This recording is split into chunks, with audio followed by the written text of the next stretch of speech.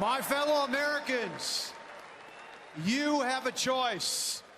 You deserve better because America deserves better. The well-connected in Washington are standing behind Hillary Clinton because Hillary Clinton is one of them.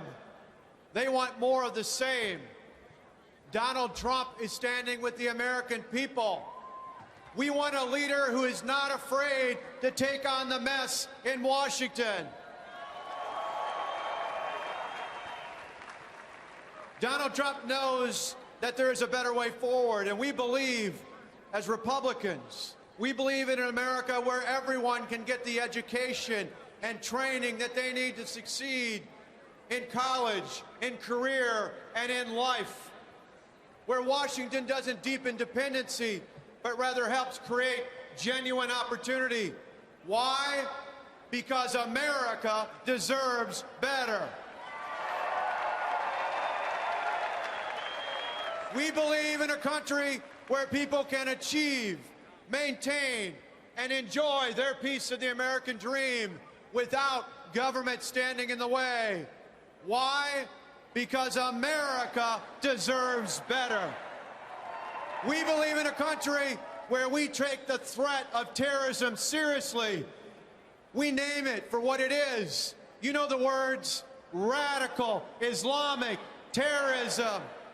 And we do everything in our power to eliminate it, to ensure our safety. Why? Because America deserves better. We believe in a country where it is a solemn responsibility to deliver to our troops the support and tools that they need to achieve absolute victory, and then provide them with the health care and the respect that they've earned when they return home. Let's thank our veterans.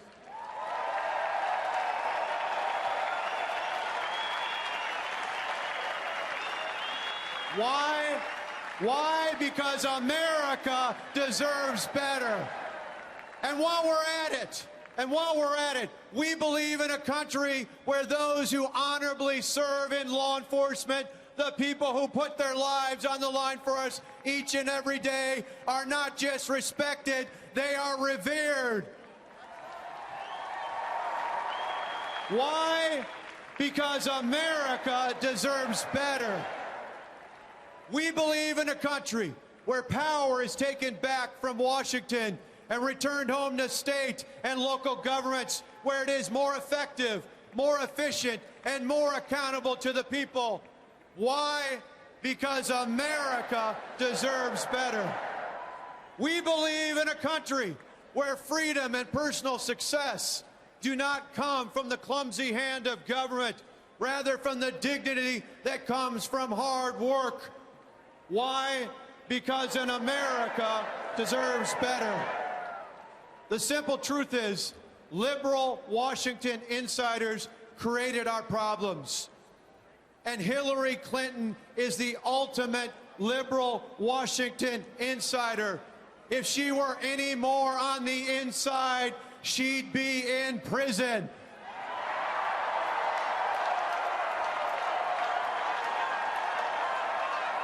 America deserves better than Hillary Clinton. And that, ladies and gentlemen, is why we need to support Donald Trump and Mike Pence to be the next president and vice president of the United States.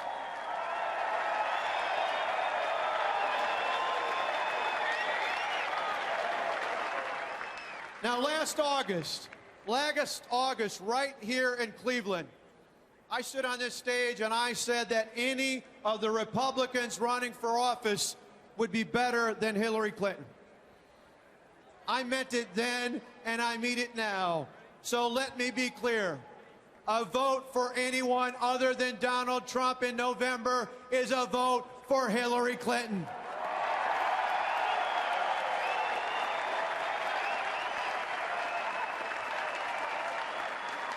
Make no mistake. Make no mistake. We can't wait 4 years to get them next time. The consequences are too great. Literally just an hour ago, while waiting to come out here on stage, I was on the phone with Donald Trump, and this very subject came up. Think about it, the Supreme Court. He and I talked about the court. He raised that as a concern, and we talked about the fact that Ronald Reagan nominated Justice Scalia over 30 years ago to be on the court when I was in high school. We cannot concede the court to liberals like Hillary Clinton for the next 30 years.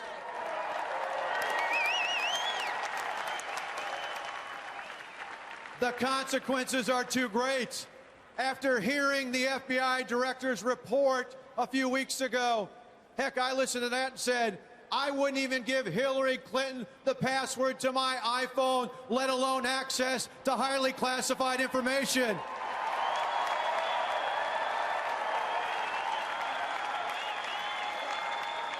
This isn't just another Clinton scandal.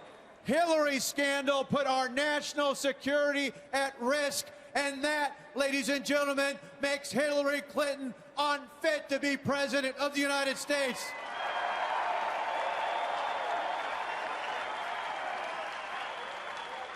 It is time to tell Hillary enough is enough.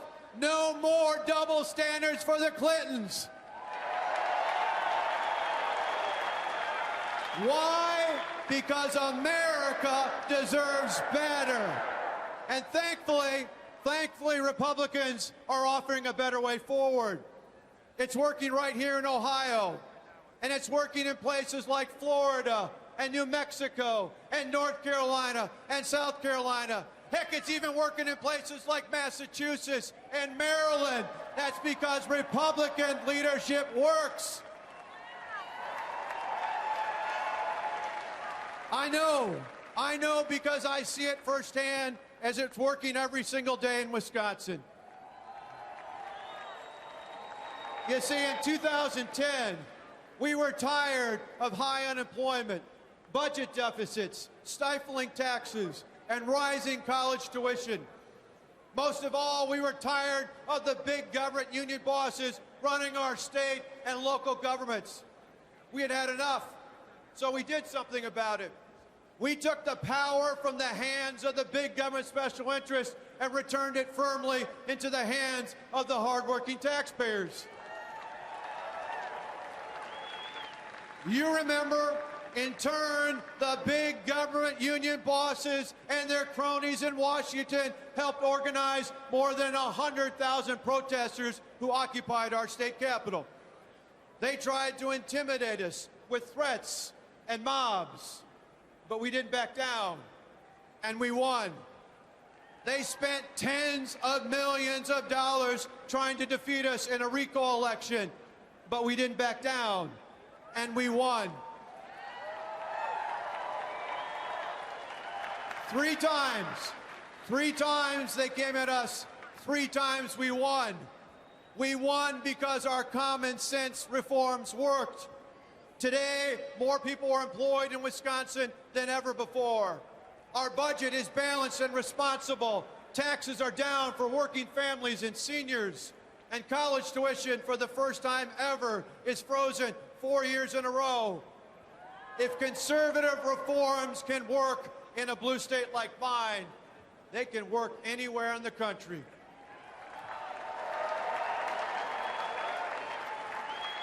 You see, it wasn't too late for Wisconsin, and it's not too late for America. If you've had enough of Washington's brokenness, of Washington's wastefulness, of Washington's empty promises, and of Washington's arrogance, I invite you here and across America to join us, help us elect Republicans to office, from the courthouse to the State House to the White House. America, you have a choice. You decide. You deserve better. Why? Because America deserves better. Why? Because America deserves better. Why? Because America deserves better. God bless you. Thank you. And God bless our next president and vice president.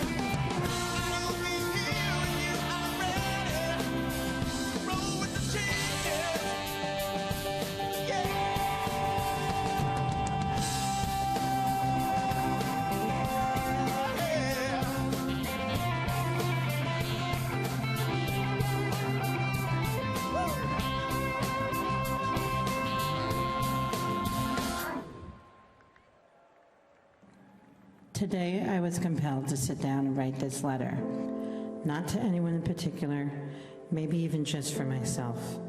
The Trump family that I know is, without question, one of the most generous, compassionate, and philanthropic families I've ever had the privilege of knowing and the honor to call friends.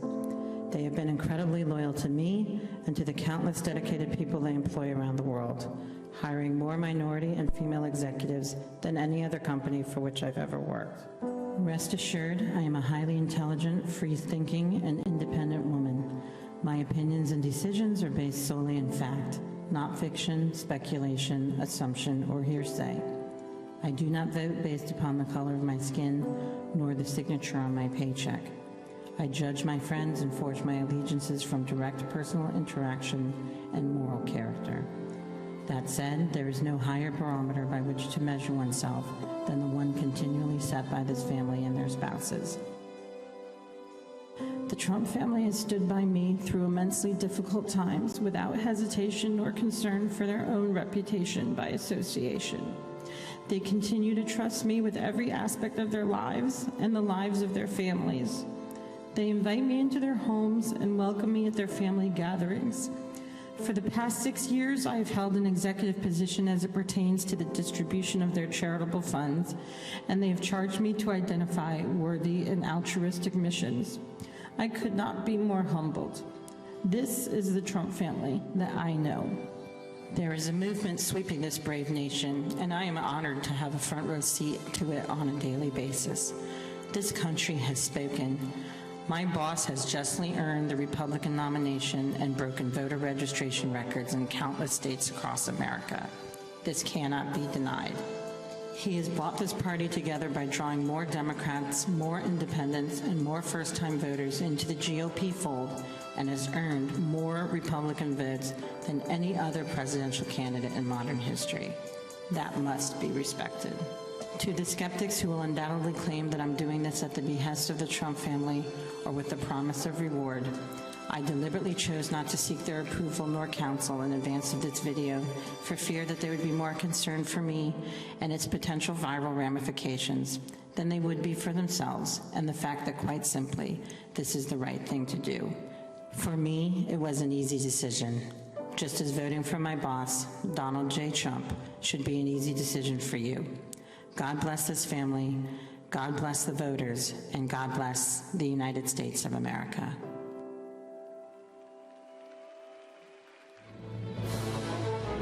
Ladies and gentlemen, the Vice President of the Eric Trump Foundation and Senior Family Assistant, Lynn Patton.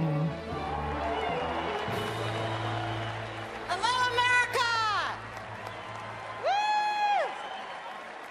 I told Patrick Scott and Governor Walker that they were going to be tough acts to follow. But you know what? I'm going to give it a shot. I said, hello, America! I am honored to be here tonight on behalf of my boss, Donald J. Trump. As someone who has been with this family each and every day for the past 7 years, I know Mr. Trump. I know his heart, and I know his passion for this country to be true. Tonight, as we stand in the shadow of one of the darkest months in modern American history, I know, now more than ever, that Donald Trump is the law and order leader we need to heal a wounded and divided nation.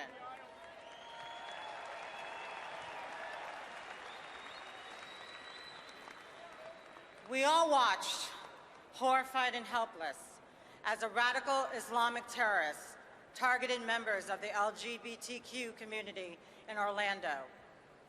We've seen discord in our urban communities sparked by the senseless deaths of young black men in Baton Rouge, in Minnesota, and far too many places around this country. We watched in horror as our nation's finest were gunned down in Dallas and Baton Rouge as they sought to protect the very people protesting them. But in order to heal as a nation, we must stop viewing these incidents as attacks on the LGBTQ community or attacks on the black community, or even attacks on the law enforcement community.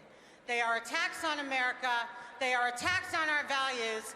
They are attacks on the very foundation of civil society.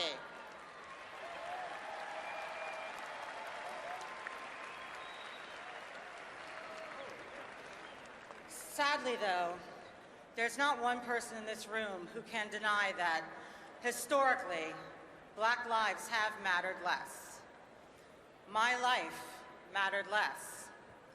And whether we like it or not, there are people out there who still believe this to be true.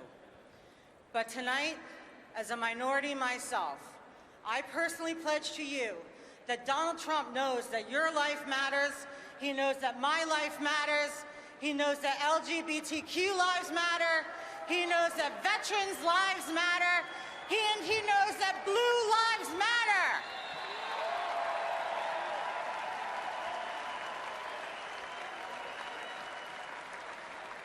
This country is sadly more divided now than it was 8 years ago.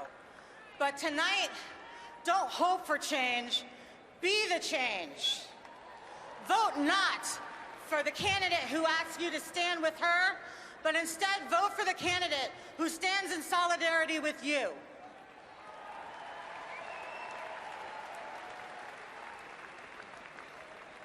The Bible tells us that you can judge a tree by the fruit it bears.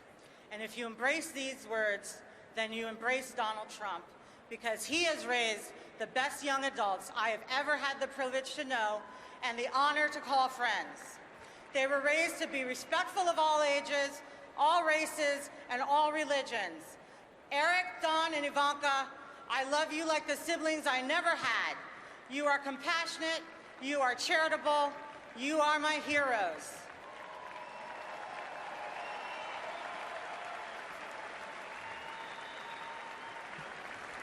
I believe in the opportunity of America because I have seen it firsthand. My father was born in Birmingham, Alabama, and rose to become one of the most respected doctors at Yale University. I am proud of him. I am proud of my African-American heritage, and I am proud to stand before you tonight and support Donald Trump, not just in spite of the color of my skin, but in fact because of the color of my skin.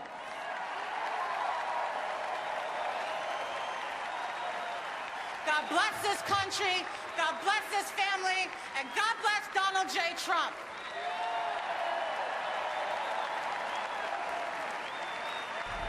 Hillary Clinton has spent her lifetime on the inside of a rigged political system that puts special interests ahead of the American people. She planted the seeds for the disaster we now know as Obamacare. She was an ultra-liberal senator and a reliable vote for crony capitalism, Wall Street bailouts, middle-class tax hikes, and out-of-control government spending. She was a key figure in implementing Barack Obama's shameful foreign policy record of appeasing our enemies and betraying our allies and diminishing our role in the world. And she turned her back on the fallen heroes in Benghazi, carelessly jeopardized our national security, and then she lied about it to the American people. Hillary Clinton does not have the honesty, the courage, or the independence to be the president we need for the next 4 years, after the president we've had for the past 8. But unlike Hillary Clinton, Donald Trump is committed to cut taxes, curb spending, and get our national debt under control.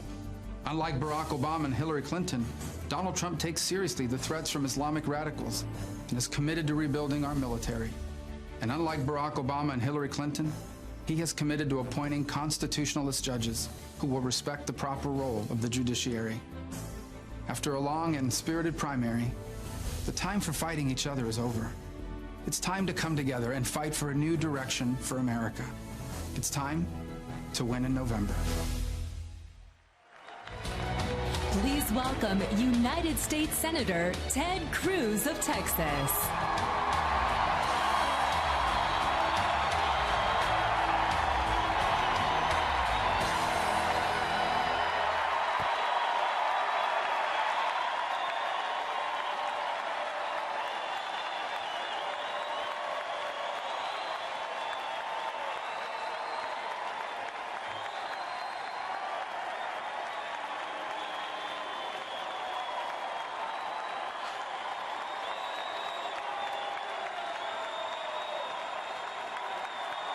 Thank you.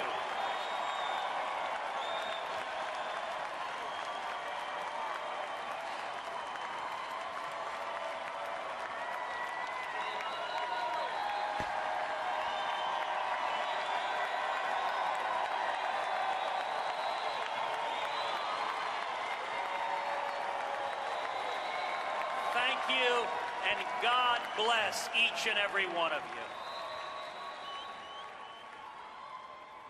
Heidi and I are so honored to join you here in Cleveland, where LeBron James just led an incredible comeback victory. And I am convinced America is going to come back too.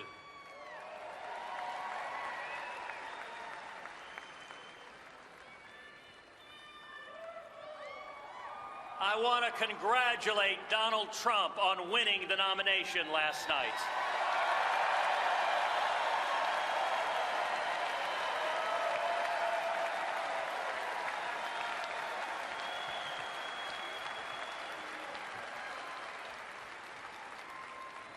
And like each of you, I want to see the principles that our party believes prevail in November.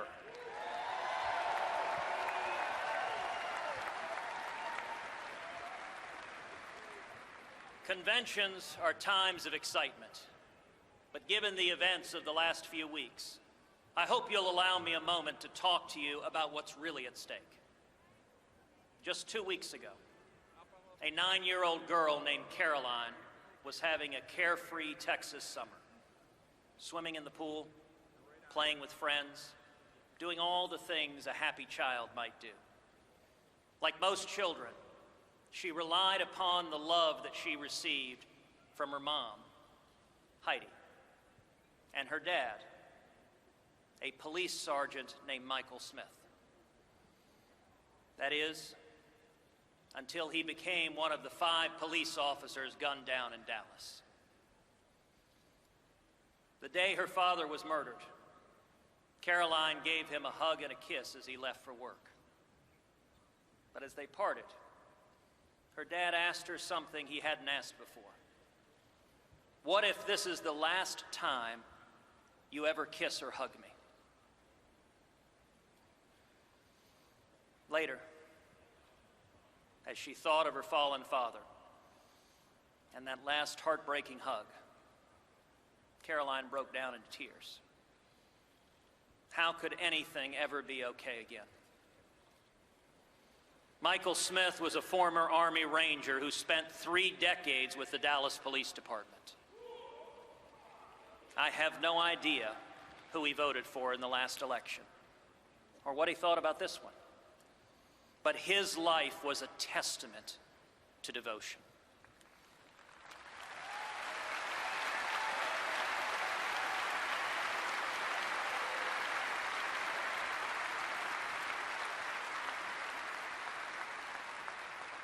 He protected the very protesters who mocked him because he loved his country and his fellow man. His work gave new meaning to that line from literature: to die of love is to live by it.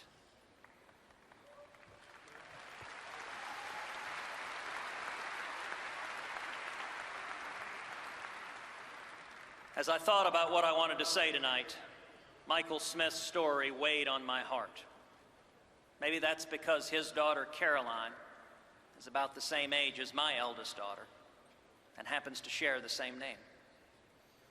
Maybe it's because I saw a video of that dear, sweet child choking back sobs as she remembered her daddy's last question to her. Maybe it's because we live in a world where so many others have had their lives destroyed by evil in places like Orlando and Paris and Nice and Baton Rouge. Maybe it's because of the simple question itself. What if this, right now, is our last time? Our last moment to do something for our families and our country? Did we live up to the values we say we believe? Did we do all we really could? That's really what elections should be about. That's why you and millions like you devoted so much time and sacrifice to this campaign. We're fighting not for one particular candidate or one campaign, but because each of us wants to be able to tell our kids and grandkids our own Carolines that we did our best for their future and our country.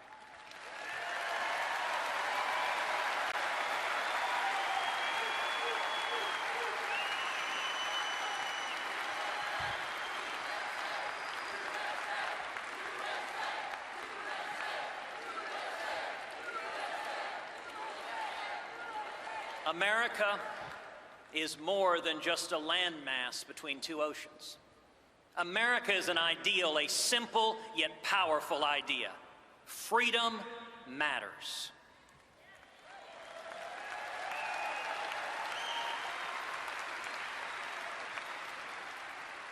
For much of human history, government power has been the unavoidable constant in life.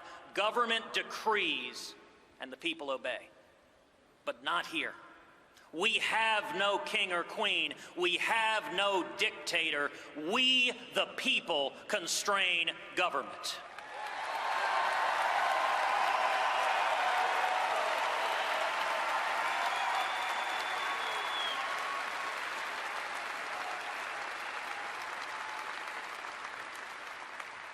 Our nation is exceptional because it was built on the 5 most beautiful and powerful words in the English language. I want to be free.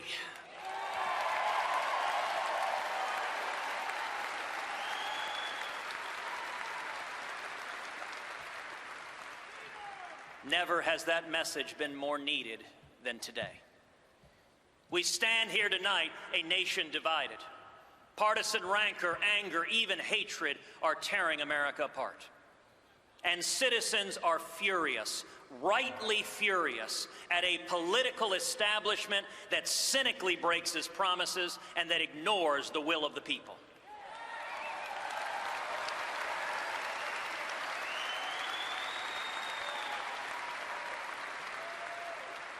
We have to do better. We owe our fallen heroes more than that.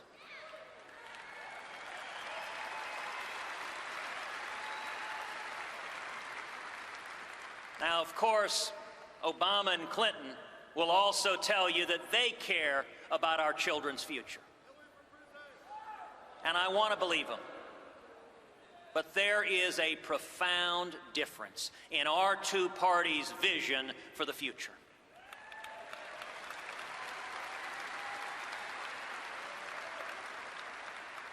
Theirs is the party that thinks ISIS is a JV team, that responds to the death of Americans at Benghazi by asking, what difference does it make? And that thinks it's possible to make a deal with Iran, which celebrates as holidays Death to America Day and Death to Israel Day. My friends, this is madness. President Obama is a man who does everything backwards. He wants to close Guantanamo Bay and open up our borders. He exports jobs and imports terrorists. Enough is enough.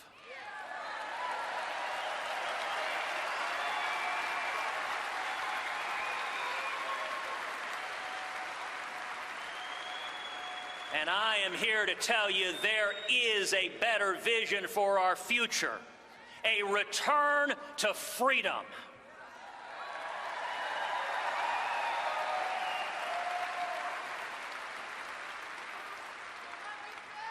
On education, your freedom to choose your child's education, even if you aren't as rich as Hillary Clinton or Barack Obama.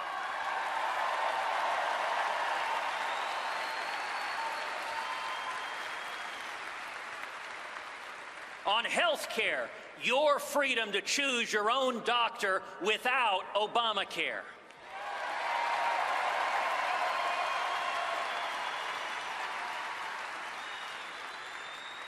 On taxes, your freedom to provide for your family without the IRS beating down your door.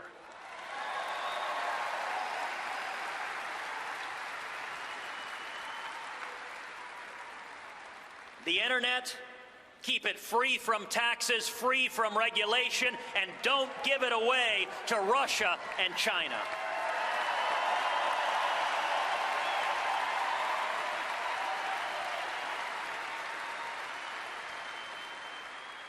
Freedom means free speech, not politically correct safe spaces.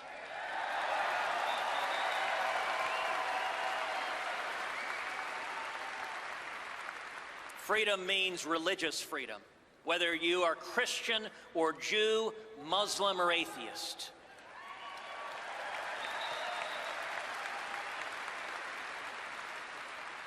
Whether you are gay or straight, the Bill of Rights protects the rights of all of us to live according to our conscience.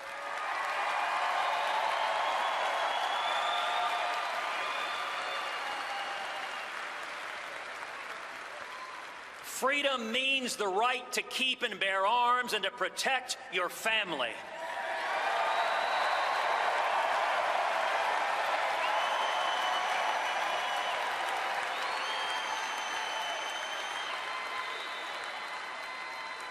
Freedom means that every human life is precious and must be protected.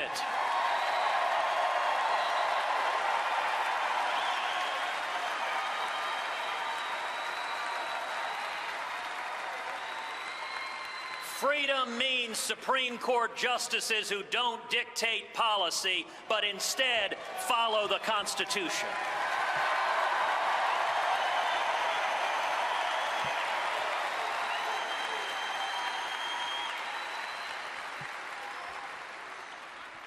And freedom means recognizing that our Constitution allows states to choose policies that reflect local values.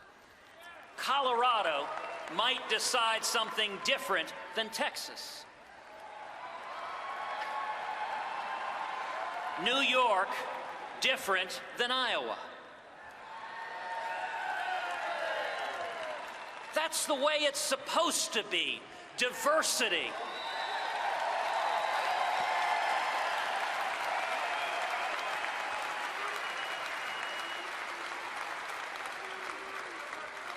If not, what's the point of having states to begin with?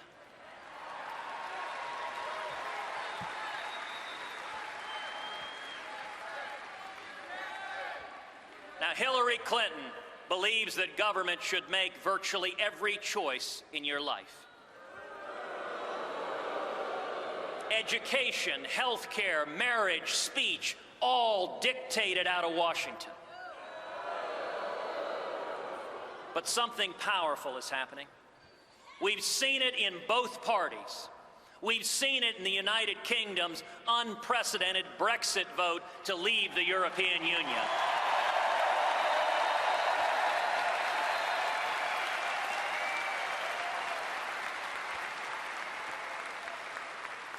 Voters are overwhelmingly rejecting the political establishment and overwhelmingly rejecting big government.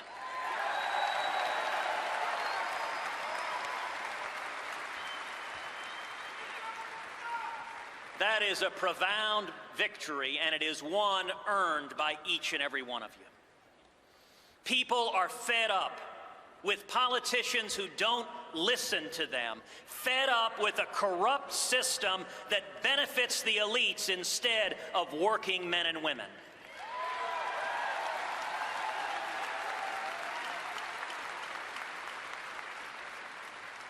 We deserve an immigration system that puts America first and, yes, builds a wall to keep America safe.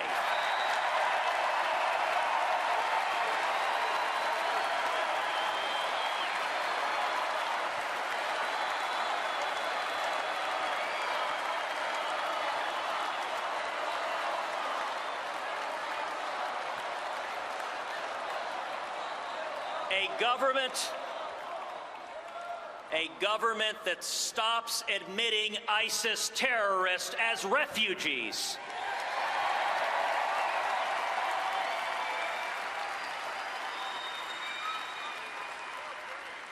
We deserve trade policies that put the interest of American farmers and manufacturing jobs over the global interests that are funding the lobbyists.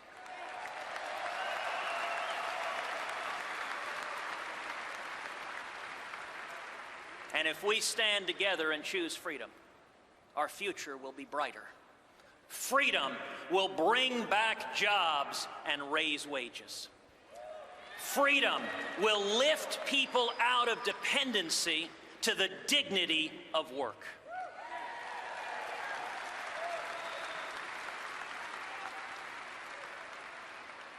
We can do this.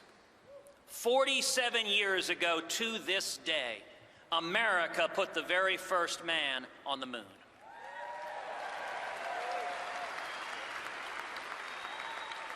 That was the power of freedom. Our party, the Republican Party, was founded to defeat slavery.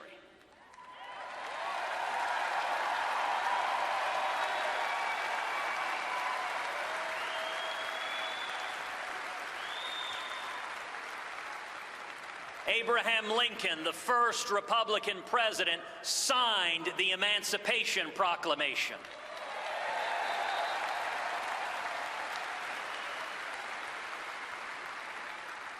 Together, we passed the Civil Rights Act, and together we fought to eliminate Jim Crow laws.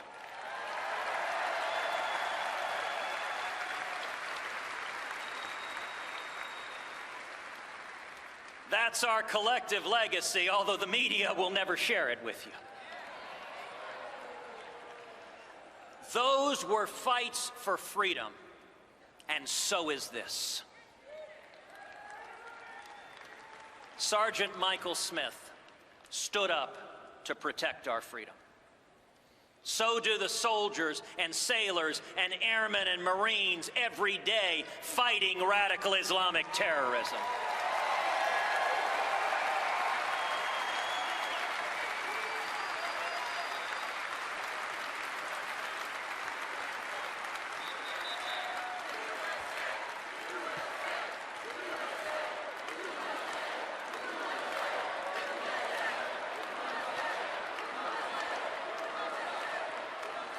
And so did the family of Alton Sterling, who bravely called to end the violence. So did the families of those murdered at the Charleston Emmanuel AME Church, who forgave that hateful, bigoted murderer.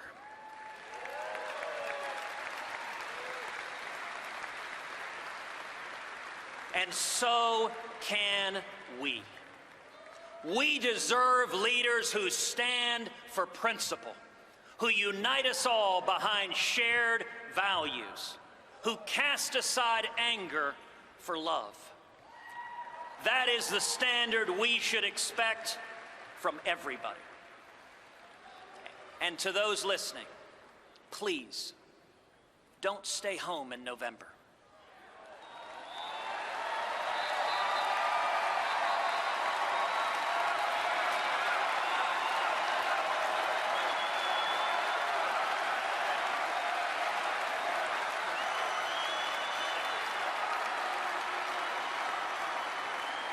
If you love our country and love your children as much as I know that you do, stand and speak and vote your conscience. Vote for candidates up and down the ticket who you trust to defend our freedom and to be faithful to the Constitution.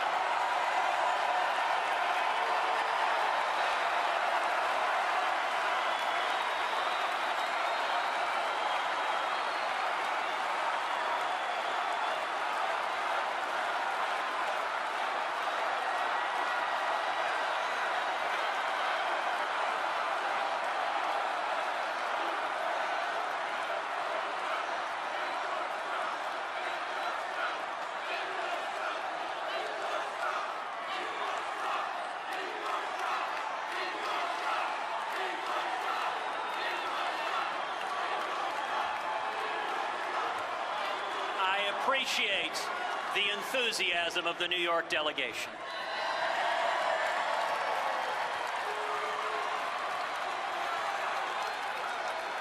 And I will tell you, it is love of freedom that has allowed millions to achieve their dreams.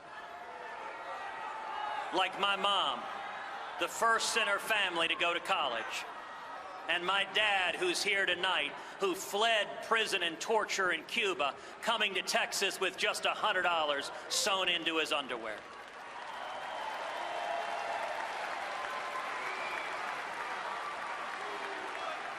And it is love that I hope will bring comfort to a grieving 9-year-old girl in Dallas. And God willing, propel her to move forward and dream and soar and make her daddy proud. We must make the most of our moment to fight for freedom, to protect our God-given rights, even of those with whom we don't agree, so that when we are old and gray, and when our work is done, and we give those we love one final kiss goodbye, we will be able to say, freedom matters, and I was part of something beautiful.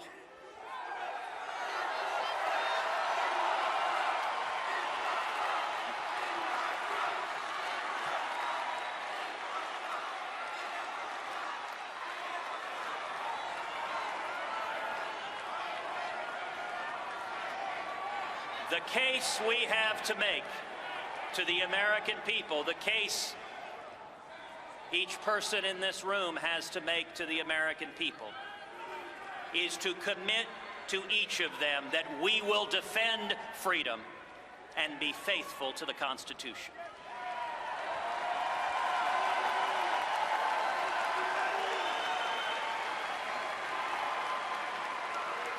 We will unite the party, we will unite the country by standing together for shared values, by standing for liberty. God bless each and every one of you, and God bless the United States of America.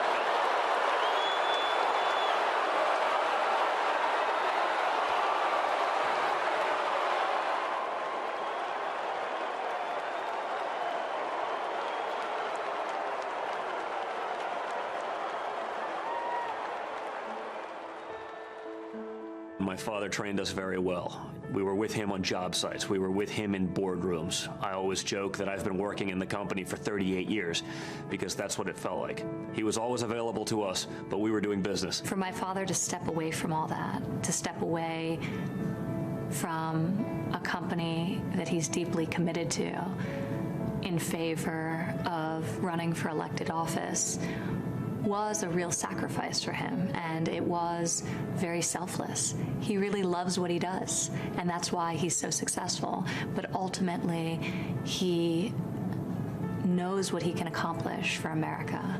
When I look into my father's eyes the way only a son can, I see the frustration. I see the frustration of $19 trillion worth of debt and climbing very quickly. I see the frustration of countries around the world, whether it be China or Mexico or so many others, ripping us off in terms of trade deals. I see the frustration of seeing a military that's totally crumbling, that's ill-equipped to fight modern-day wars anymore.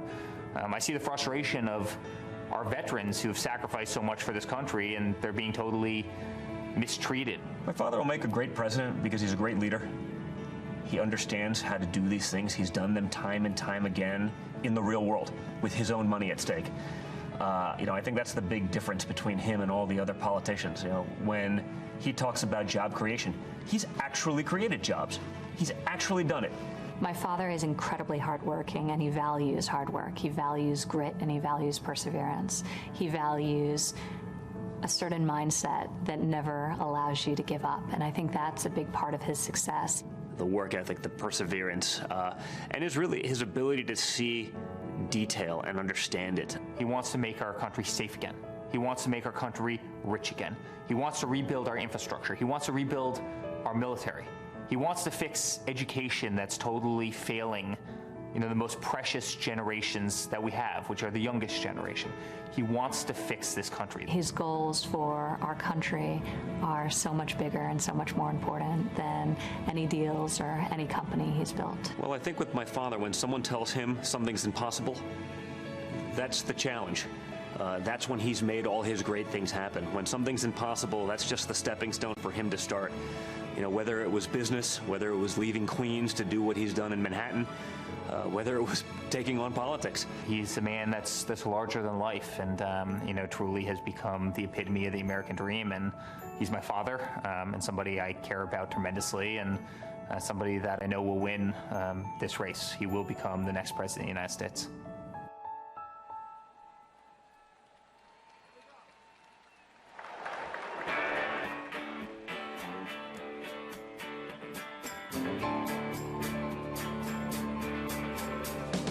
Hey, RNC, everybody put your fist up in the air one time like this. We say Trump, yeah, Trump, yeah. Everybody in this place, let me hear you say Trump, yeah, all right, baby. I got a little Wayne pumping on my iPod, the Manassas in the back of my crew cab. Redneck rocking like a rock star, sing a little mud on the back, we can do that. I like a Friday night football, Saturday last call, Sunday, hallelujah. If you lock it up loud and you're hillbilly proud, everybody in the place, let me hear you shout, say Trump, yeah, I wanna get it jacked up, yeah, let's crank it on up, yeah. Now with a little bit of luck, I can find me a girl with a Trump, yeah, we can love it on up, yeah, till the sun comes up, yeah. If you think it's the life I love is a little too country, let me hear you say Trump, yeah.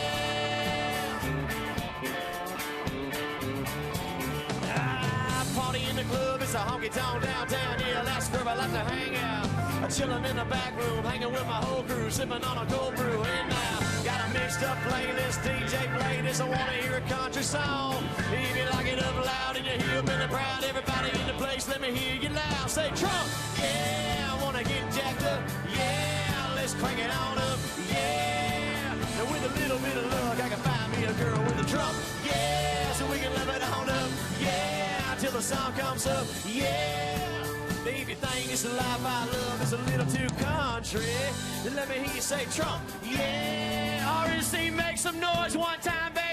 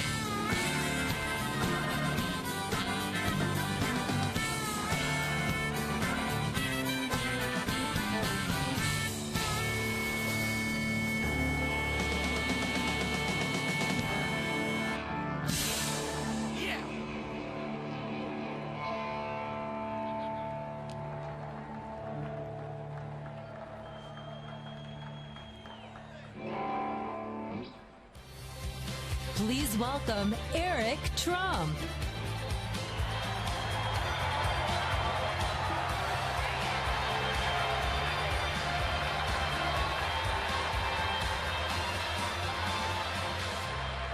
Wow.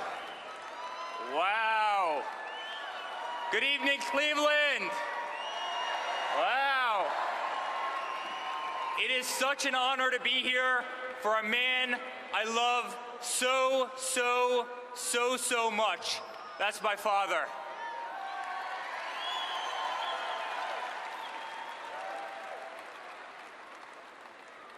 13 months ago, my father sat my family down and told us the time had come. He could no longer sit idly by and watch our beloved country, the country that had given our family so much success, so much opportunity, crumble before our very eyes.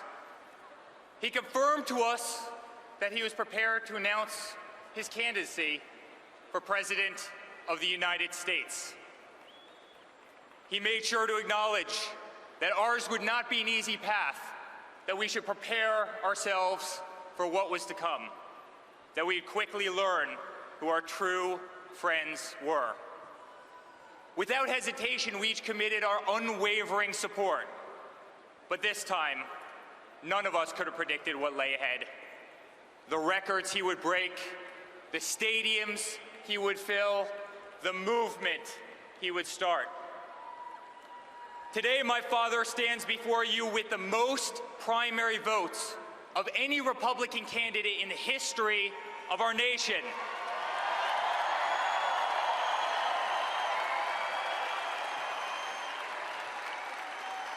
He has shattered voter registration records across the country. He has defied the predictions of every single political pundit and turned traditional debates into must-see TV. He has inspired multiple generations, including my own, like millennials like myself, who have so little faith in our politicians that they no longer even consider public service to be a noble career. A year ago, my father was a businessman, but like many Americans, he simply could no longer stand to see what was happening to our great country. He could no longer stand to see special interest dollars dictate an incompetent foreign policy that puts foreign countries before our very own. He could no longer tolerate an inept administration that considers giving $150 billion to Iran or releasing 5 radical Islamic terrorists a successful negotiation. He can no longer bear witness to our continued Second Amendment attacks.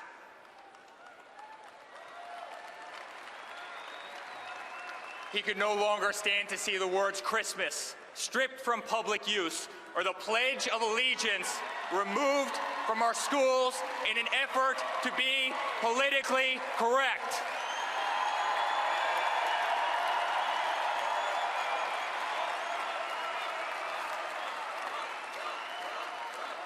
So my father made the courageous decision to set aside a company to which he has dedicated his entire life, to set aside a global brand that he has made synonymous with success, with quality, with uncompromising, just the best. At a time when the people at the pinnacle of their career, like my father, would have held fast to a lifestyle that has truly become the epitome of the American dream, my father instead chose to give that dream back to the people it had eluded for so long.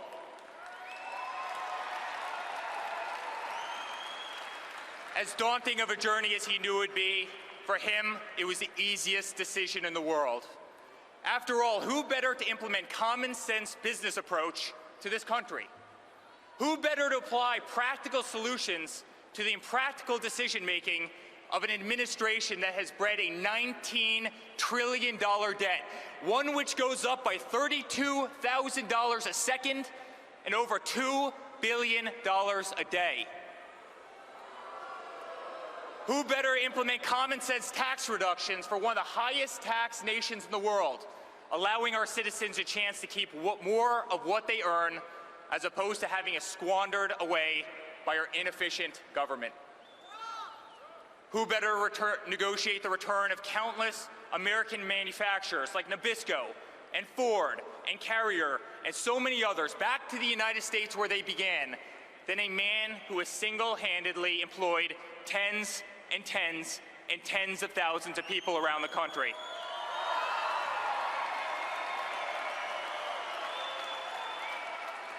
It's time for a president with common sense. It's time for a president who understands the art of a deal and appreciates the value of a dollar, our tax dollars. It's time for the president who has always been the one to sign the front of a check, not the back.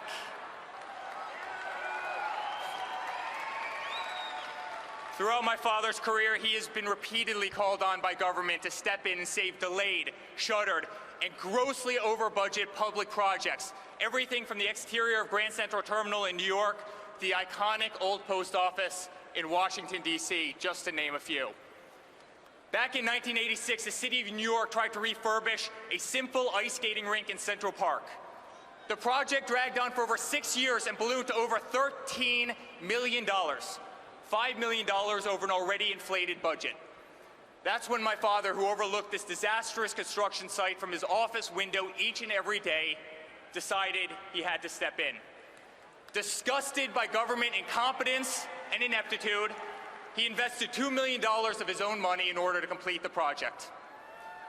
What had taken the city over half a decade to botch, my father completed in less than 6 months, 2 months ahead of schedule, and over $1 million under budget.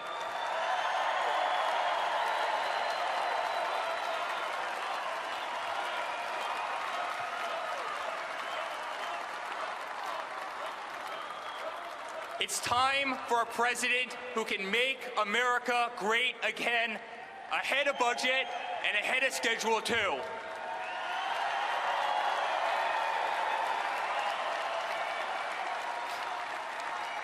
Thank you.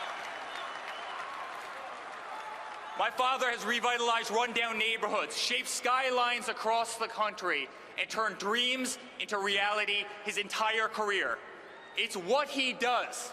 It's who he is. Oprah Winfrey once famously asked my father if he ever envisioned running for the presidency of the United States. His answer? Only if it got so bad that I had no choice. Only if it got so bad that I had no choice. Well, ladies and gentlemen, that day has come.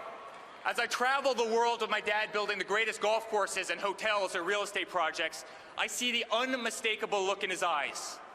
I see in his eyes the indignity and frustration of a domestic infrastructure back at home that is in complete disarray and no longer on par with so many other developed nations. I see in his eyes the sadness of innocent lives lost, like those of Kate Steinle and Jamil Shaw and so many others, cut short by illegal immigrants in sanctuary cities, victims of a revolving door of government ineptitude and corruption that leaves innocent Americans defenseless.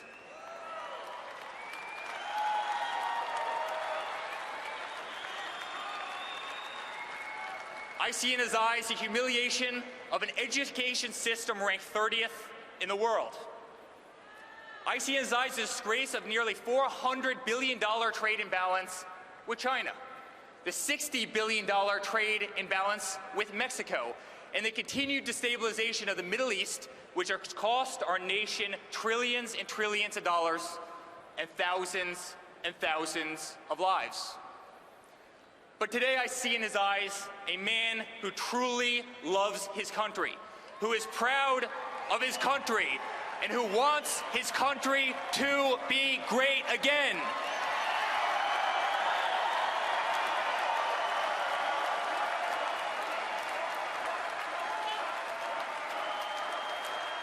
Thank you.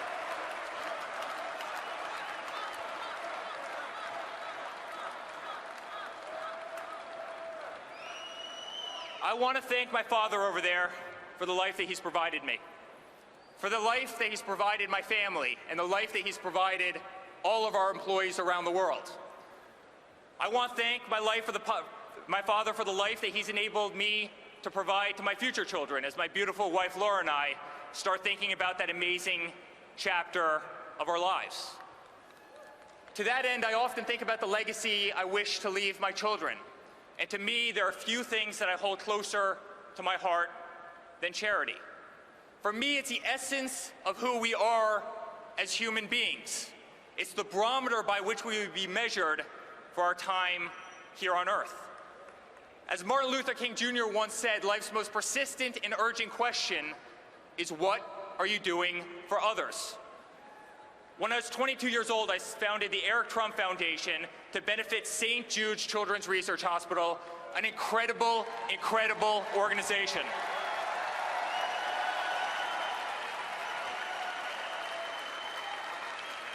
I run my foundation based on the principles my father taught me: honesty, integrity, and values. I expect other charities to be run by the same moral code, not serve as conduit for personal enrichment, not become a beacon of corruption and scandal.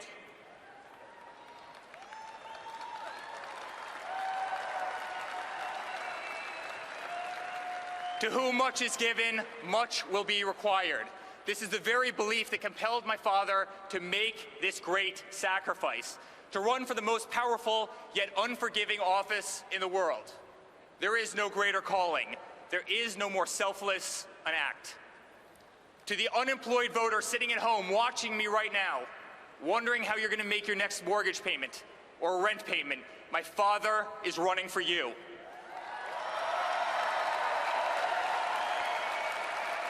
To the veteran tuning into his speech from his or her hospital, who has been ignored and disrespected by an ungrateful system for far too long, my father is running for you.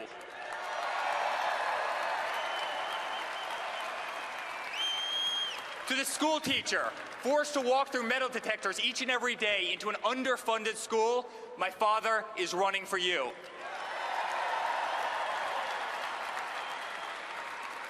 To the laborer watching me right now, forced out of a job by undocumented workers, illegal immigrants, my father is running for you.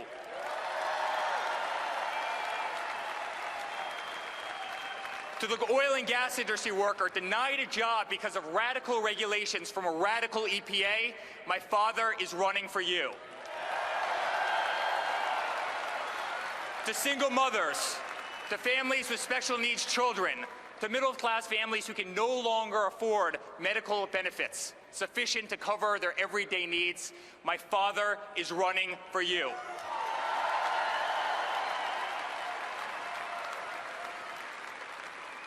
This November, I ask you to be true to yourself and vote for the candidate who you know is running for the right reasons. Vote for the candidate who has never been a politician. Vote for the candidate who has never received a paycheck from our government.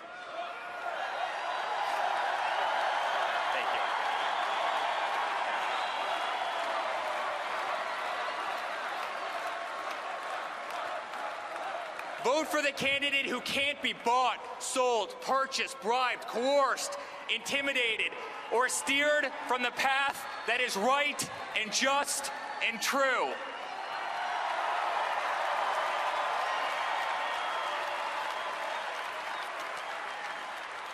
And quite frankly, friends, vote for the one candidate who does not need this job.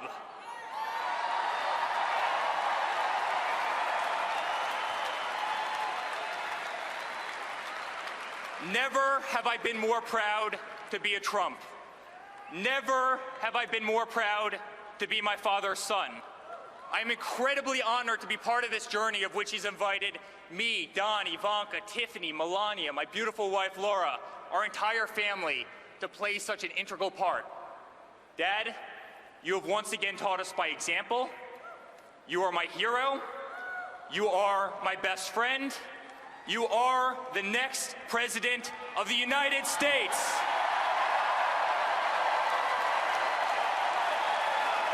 God bless America.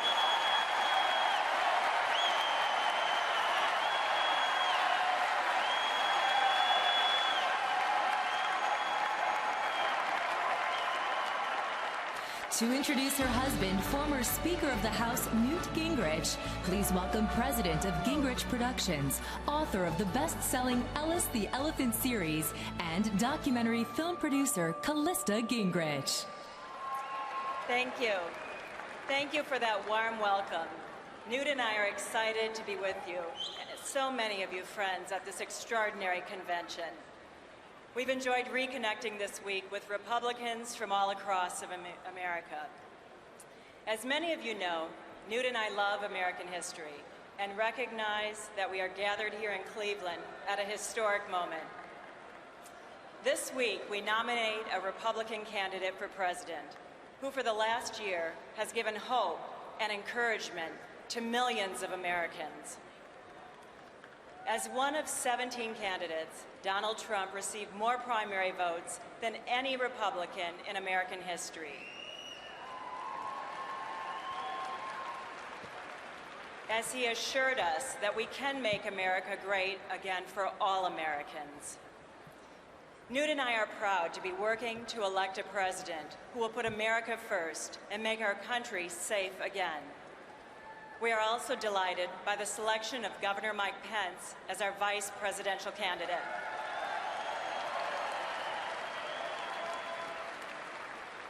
Newt and I have known Governor Pence since he first served in Congress in 2001, and we are confident that he will make an exceptional vice president. Tonight, Newt is going to speak about making America first again in safety, at home and abroad. As the son of a career soldier, Newt was convinced at an early age to dedicate his life to our country and to the protection of freedom. Newt has been studying national security since 1958. Tonight, he speaks from firsthand knowledge, having served in the United States Congress, as well as on the Defense Policy Board, the Terrorism Task Force, and the United States Commission on National Security. Newt has spent a lifetime fighting to put America first, to keep America safe, and to return power to the American people. Please welcome my husband and former Speaker of the House, Newt Gingrich.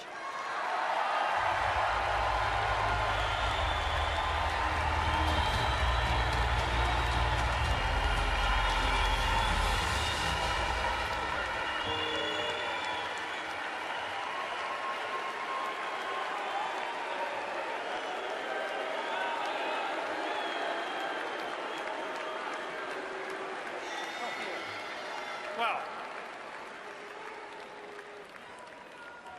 thank you for that very generous welcome. And thank you, Callista. You know, she makes documentary films, writes best-selling children's series in American history, sings in the Basilica Choir, plays the French horn in the Fairfax Band. I am amazed at her achievements. I'm also proud to be here as a Republican activist to see the extra effort Donald Trump has invested in bringing the Republican Party together. With no requirement for endorsement, he encouraged his competitors to speak once again. Governor Rick Perry, Governor Chris Christie, Governor Scott Walker, Dr. Ben Carson, Senator Marco Rubio, and Senator Ted Cruz have all responded to Donald Trump's generosity. Now, I think you misunderstood one paragraph that Ted Cruz, who is a superb orator, said, and I just want to point it out to you. Ted Cruz said, you can vote your conscience for anyone who will uphold the Constitution. In this election, there is only one candidate who will uphold the Constitution.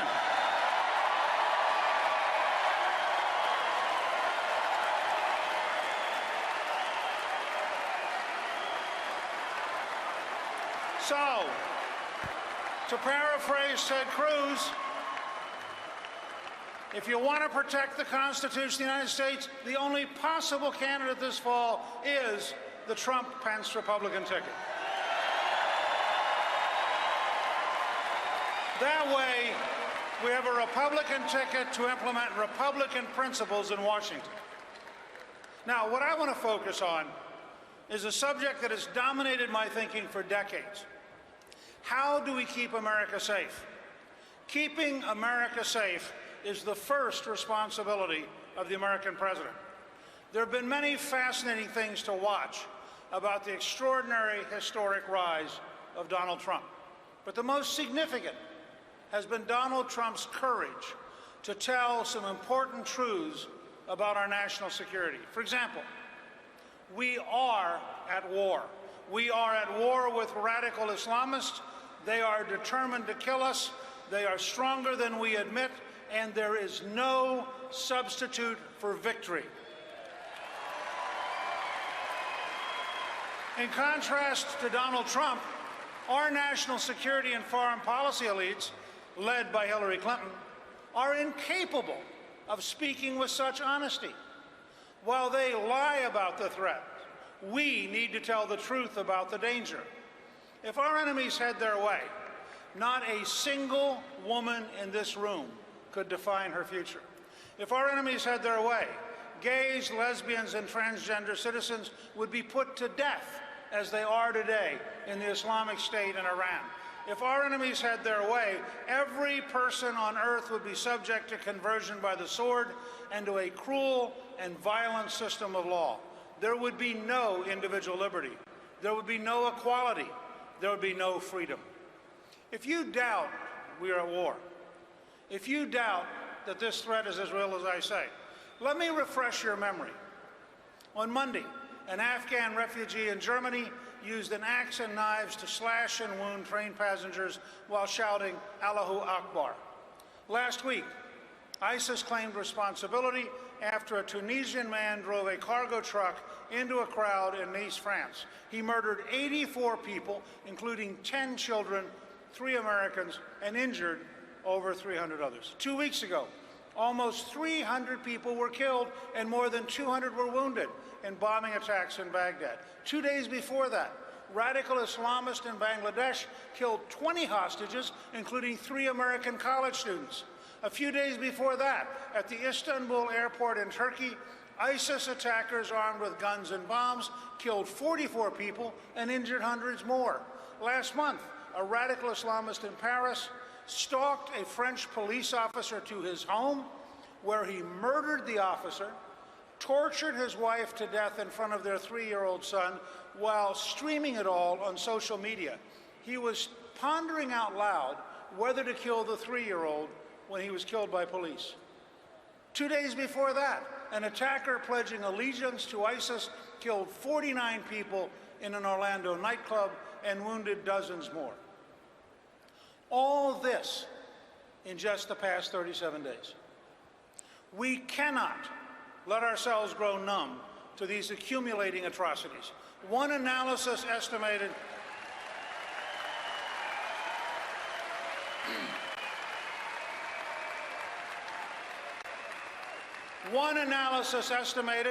that since January of 2015, some 30,000 people have been killed at the hands of terrorists.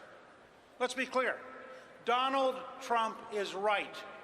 We are at war with radical Islamists. We are losing the war, and we must change course to win the war.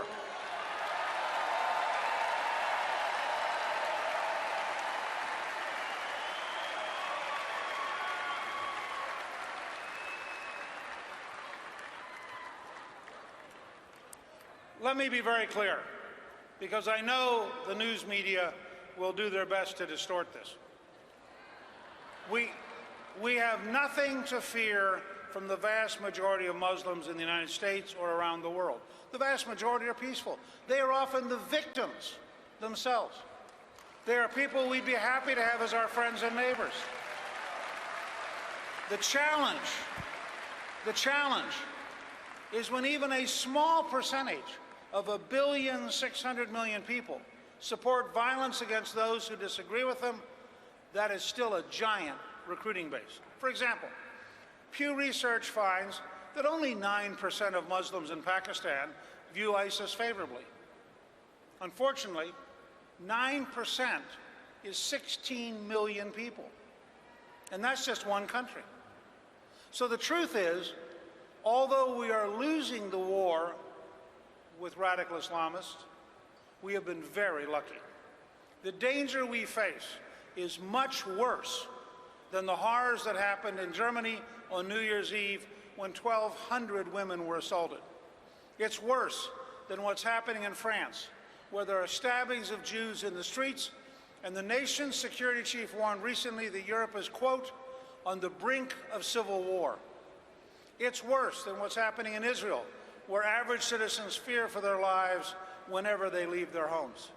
The danger is even worse than September 11th, when 19 hijackers murdered almost 3,000 Americans. The worst-case scenario is losing an American city to terrorists armed with weapons of mass destruction. Instead of losing 3,000 people in one morning, we could lose more than 300,000. Instead of losing 2 great buildings, we could lose block after block after block to a nuclear event. That's not just my view. Back in January of 2001, the Hart-Rudman Commission warned the terrorists, quote, will acquire weapons of mass destruction and some will use them. Americans will likely die on American soil, possibly in large numbers, close quote. 15 years later, the dangers are even greater.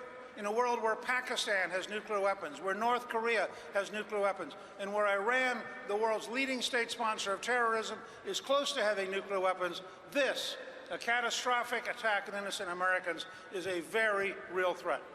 Which brings us to the heart of the matter.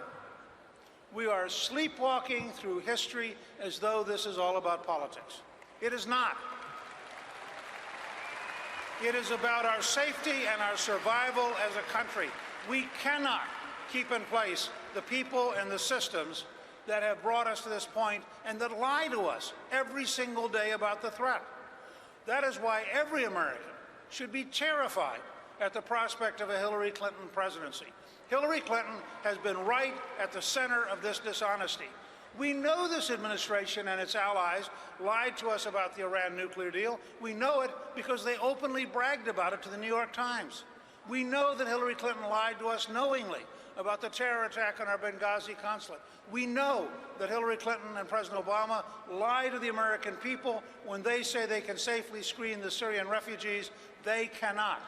And yet, Hillary wants to increase the number by 500%. So when you hear about Hillary's dishonesty, of the emails, or taking millions from the Saudis and other Middle Eastern dictatorships, remember, this is not about politics. The cost of Hillary's dishonesty could be the loss of America as we know it.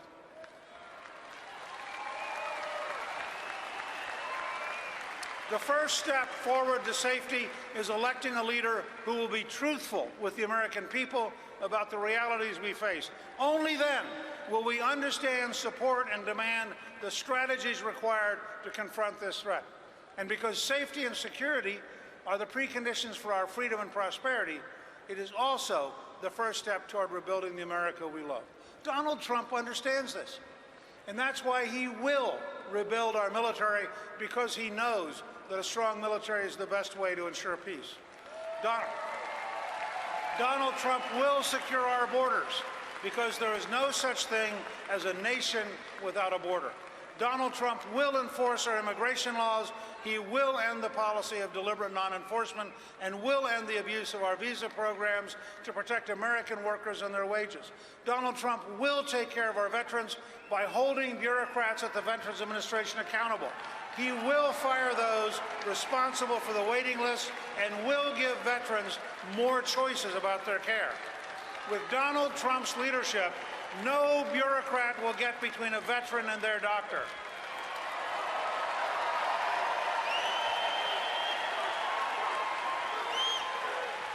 Donald Trump will get America building again. He will blow apart the ridiculous regulations and requirements that drive up infrastructure costs and drag out the timeline to get anything built. The Trump infrastructure program will make us once again the most competitive economy in the world. Donald Trump will rebuild our education system and give every parent of every income and every ethnic background a choice about where their children go to school. And Donald Trump will help us rebuild and strengthen our communities. Here again, the first step is safety. The basis for strong families and good jobs and vibrant neighborhoods. That means restoring law and order. Donald Trump will show zero tolerance for people calling for the death of police officers.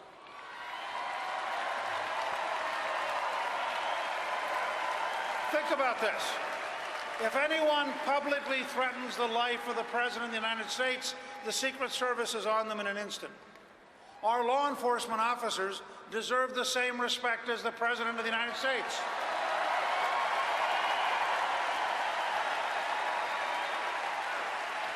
Of course, if individual officers are found to have violated someone's rights, they must be held accountable under the law. America is based on the rule of law. We are one nation under God, indivisible, liberty and justice for all. That is what has allowed us to absorb more people from more backgrounds than any nation in history. Nobody is above the law, and nobody is too small to deserve its protection. Donald Trump won our party's nomination because he is willing to tell the truth about the things that matter. He has a great running mate in Mike Pence. They will put our safety first, and they will defend America first. We can be proud to stand with them. So tonight, the challenge for everyone in this hall, and everyone, Republican, Democrat, or Independent, who's watching at home and knows we cannot continue on our current course, is to rise above our factions, excuse me, and rise above the politics we've inherited, to ignore the lies of the news media and the old order, to reject the suicidal dishonesty of Hillary Clinton and her establishment allies, and to stand with Donald Trump and Mike Pence for what we know is true. We can make America safe again. We can make America work again. We can make America first again. And together, we can make America great again for all Americans. Thank you, and God bless the United States of America.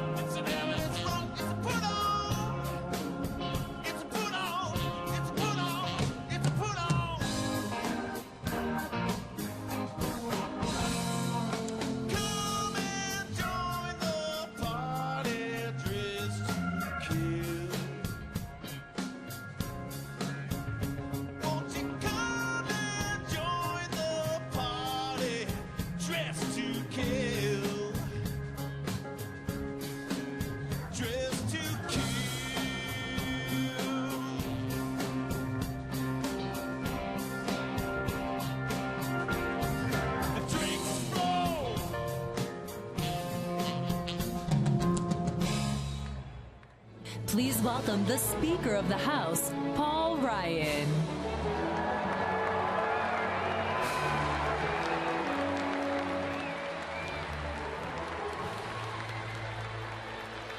Hello, my fellow Republicans.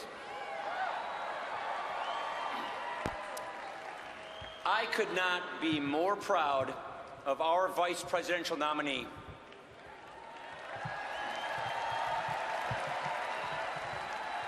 I served with this man in the House of Representatives. We became very good friends. I've watched this man up close. I've seen what he's made of. Let me tell you something about Mike Pence. This is a man of solid character.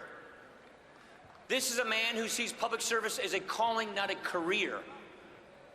He has served honorably with great dignity. You know what? The results are impressive. This is a man who led the charge to ban earmarks in Congress, and he won that fight.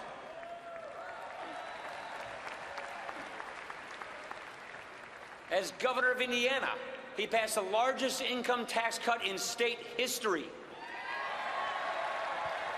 He balanced its state's budget. This man is a Reagan conservative through and through, pro-growth, pro-life, pro-strong defense. And most importantly, he is the father of 3 beautiful children, Michael, Charlotte, and Audrey. And he calls his wife, Karen, the best part of my life. My fellow Republicans, the man that you have nominated, he's a man of faith. He's a man of conviction. He's a man you can trust. He comes from the heart of the conservative movement and from the heart of America. And now we need to send him and Donald Trump straight to the White House.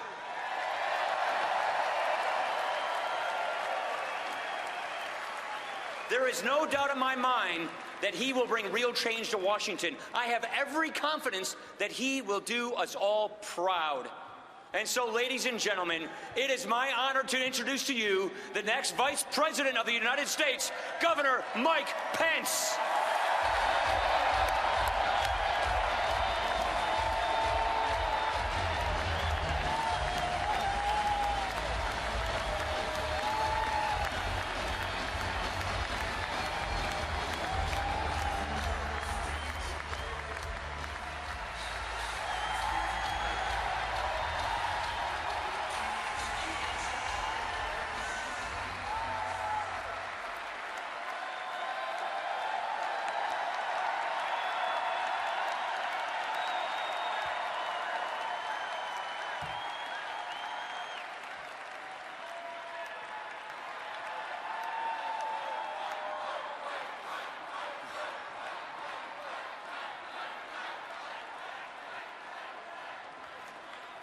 Mr. Chairman, delegates, friends, and my fellow Americans, thank you from the bottom of my heart. I am deeply humbled by your confidence, and on behalf of my family, here and gone, I accept your nomination to run and serve as Vice President of the United States of America.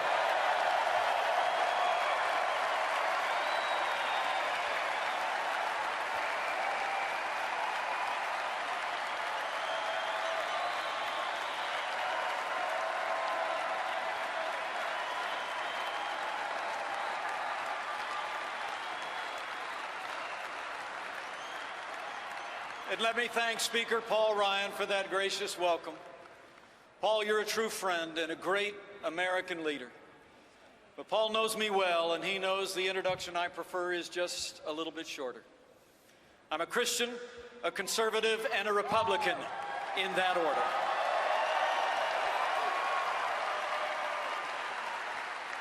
You know, I'm new to this campaign, and honestly, I never thought I'd be standing here. I thought I'd be spending this evening with all my friends from the great state of Indiana.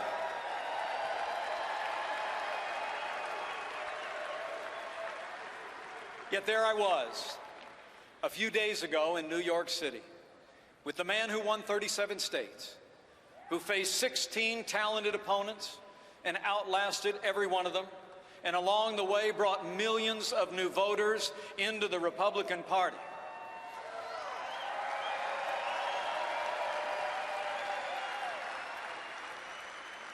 You know, he's a man known for a large personality, a colorful style, and lots of charisma, and so I guess he was just looking for some balance on the ticket.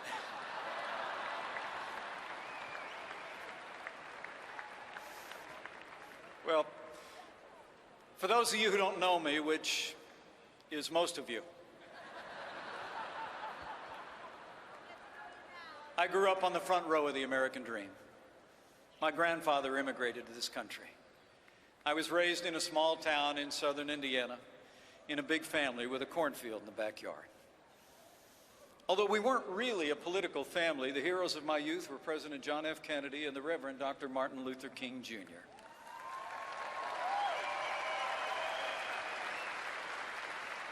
When I was young, I watched my mom and dad build everything that matters: a family, a business, and a good name. I was raised to believe in hard work, in faith, and family. My dad, Ed Pence, was a combat veteran in Korea.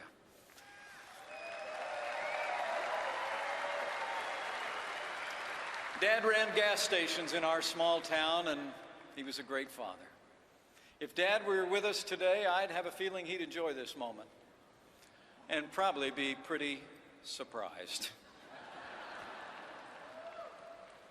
But it's such a joy for me to tell you that my mother is here.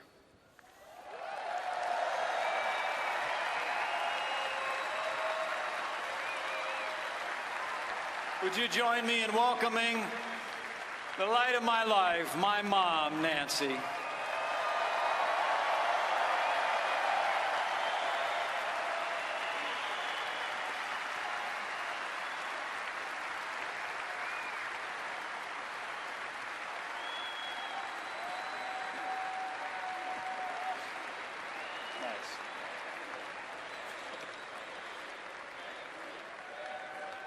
You know, growing up, I actually started in politics in the other party until I heard the voice and the ideals of the 40th president, and I signed on for the Reagan Revolution.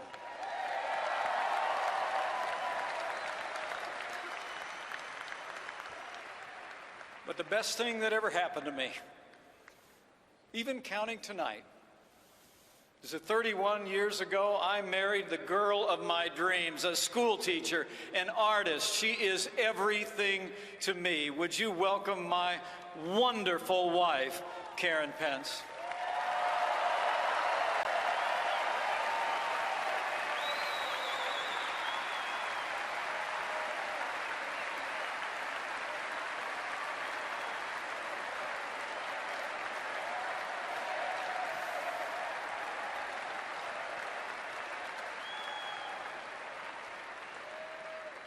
And regardless of any title I'll ever hold, the most important job I'll ever have is spelled D-A-D.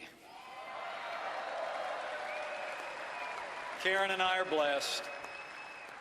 Karen and I are blessed to be the parents of the three greatest kids in the world: a writer named Charlotte, a college student named Audrey, and a second lieutenant in the United States Marine Corps, Michael J. Pence. I'm so proud of you guys.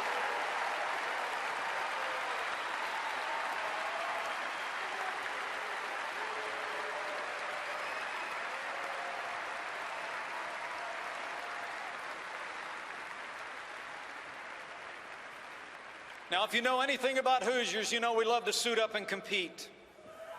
We play to win. That's why I joined this campaign in a heartbeat. You have nominated a man for president who never quits, who never backs down, a fighter, a winner. Until now, he's had to do it all by himself against all odds. But this week, with this united party, he's got backup. And on November 8th, I know we will elect Donald Trump to be the 45th president of the United States of America.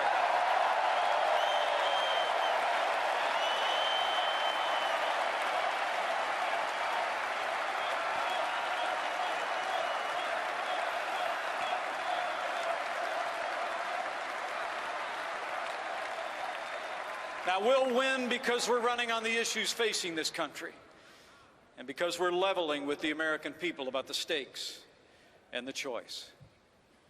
You know, the American people are tired of being told. They're tired of being told that this is as good as it gets. They're tired of hearing politicians in both parties tell us that we'll get to that tomorrow while we pile a mountain range of debt on our children and our grandchildren. And as Ronald Reagan used to say, they're tired of being told that a little intellectual elite in a far distant capital can plan our lives better for us than we can plan them for ourselves.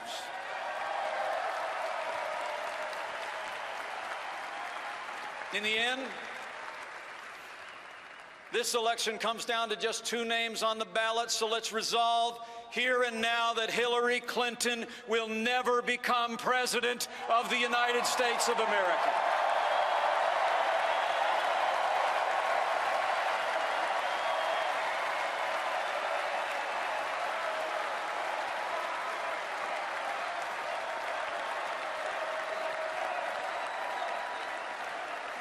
Now, Hillary Clinton essentially offers a 3rd Obama term, and the role is perfect for her. She championed Obamacare because years earlier she had all but invented it. The national debt has nearly doubled in these 8 years, and her only answer is to keep borrowing and spending. And like the president, she thinks the path to a growing economy is more taxes, more regulation, and more government. Now, they tell us this economy is the best that we can do.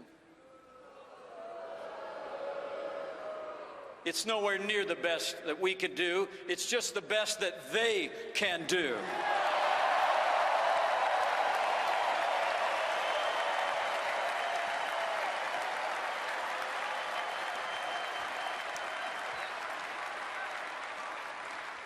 And let me tell you, I know firsthand it doesn't have to be like this.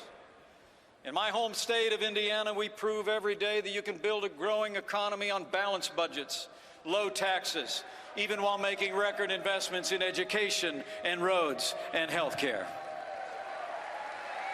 You know, Indiana is a state that works because conservative principles work every time you put them into practice.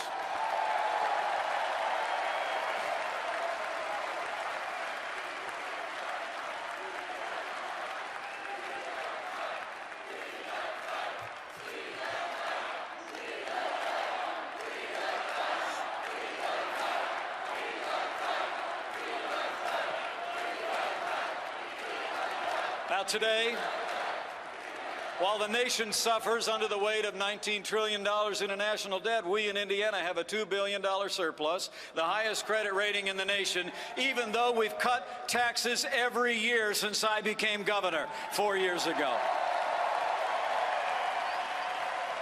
We have fewer state employees than when I took office, and businesses large and small have created nearly 150,000 new jobs, and there's more Hoosiers going to work than ever before. That's what you can do with common sense Republican leadership, and that's exactly what the no-nonsense leadership of Donald Trump will bring to the White House.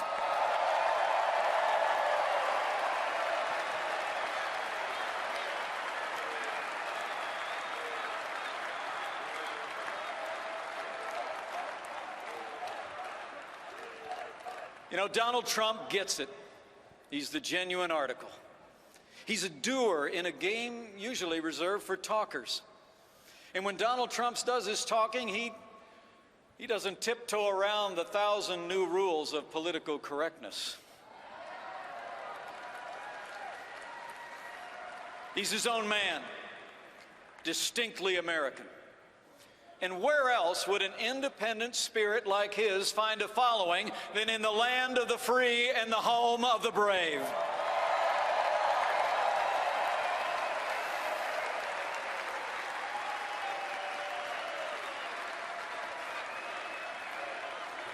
The funny thing is,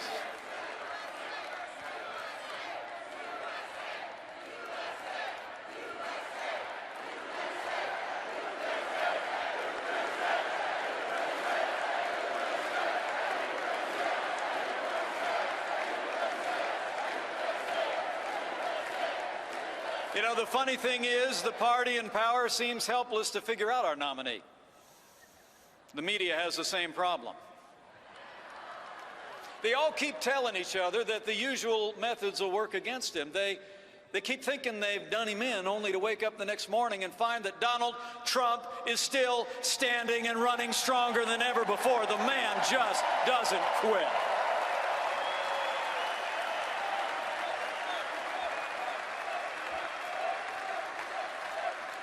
He's tough.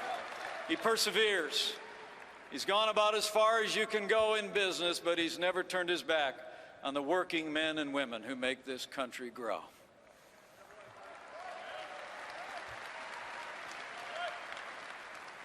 And Donald Trump will never turn his back on those who serve and protect us at home and abroad. You know, it's been a heartbreaking time for the women and men in our law enforcement community. And in this time of great testing for them, let's let them know, here and now, all across this country, we will always stand with those who stand on the thin blue line of law enforcement in America.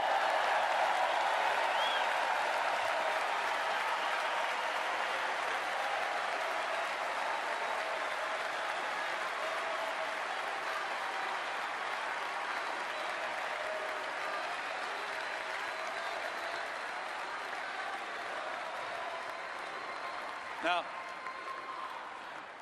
you know, while Donald Trump was taking my measure as a possible running mate, I did some observing myself. I've seen the way he deals with people who work for him at every level. And I've seen the way they feel about working for him. Now, I'll grant you he can be a little rough with politicians on the stage, and I'll bet we see that again.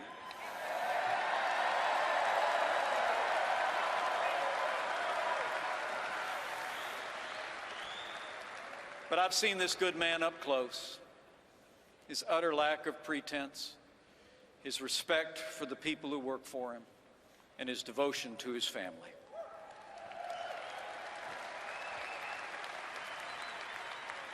And if you still doubt what I'm saying, remember, as we say back home, you can't fake good kids. How about his amazing children? Aren't they something?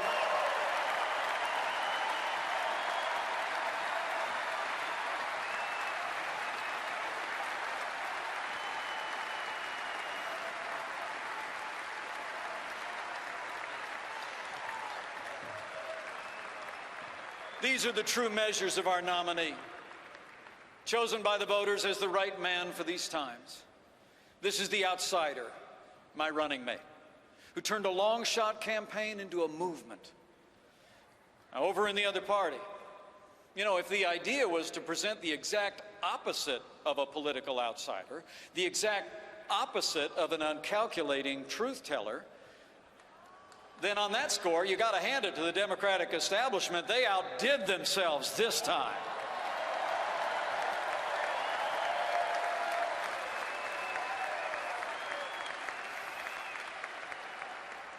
I mean, at the very moment when America is crying out for something new and different, the other party has answered with a stale agenda and the most predictable of names. People in both parties are restless for change, ready to break free of old patterns in Washington.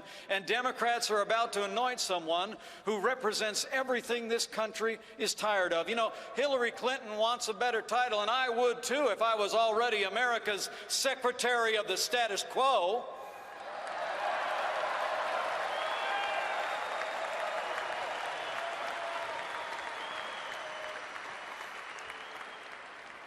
You know, the choice couldn't be more clear. Americans can elect someone who literally personifies the failed establishment in Washington, D.C., or we can choose a leader who will fight every day to make America great again. It's change versus status quo. And my fellow Republicans, when Donald Trump becomes president of the United States of America, the change will be huge.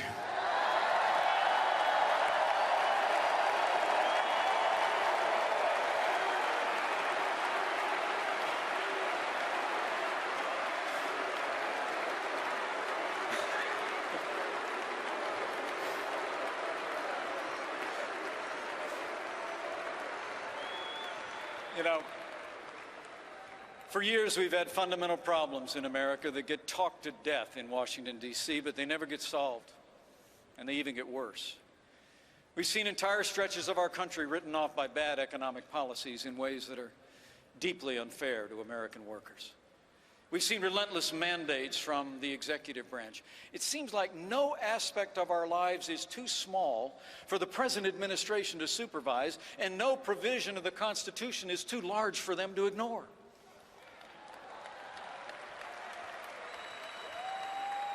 Meanwhile, we've seen borders that go unrespected, a military that's been diminished, and promise after ringing promise to our veterans promptly forgotten. Then Donald Trump came along and started saying what practically everybody was thinking anyway, that our leaders need to be stronger. Under Donald Trump, our deals will be smarter. Our soldiers will have what they need, and our veterans will have what they earned. We will secure our borders, protect our nation. In all this, we will be more serious, and when we do, this nation will start winning again.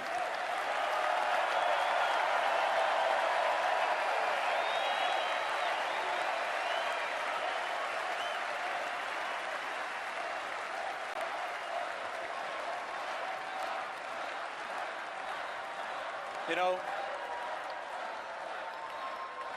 that's the message that men and women in both parties have been longing to hear. But none of us should think for 1 second that this will be easy. The outcome of this election depends on us and how we contend with an incredible onslaught that's coming our way. You know, this won't be America's first glimpse of the Clinton machine in action, as Bernie Sanders can tell you. And this time around, she'll have the press doing half her work for her.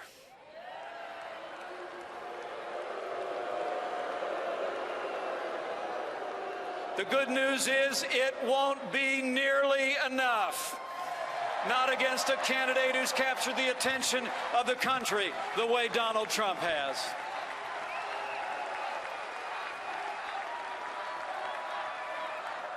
On issue by issue, he and I will take our case to the voters, pointing out the failures of the Obama-Clinton agenda and showing a better way. We will win the hearts and minds of the American people with an agenda for a stronger and more prosperous America.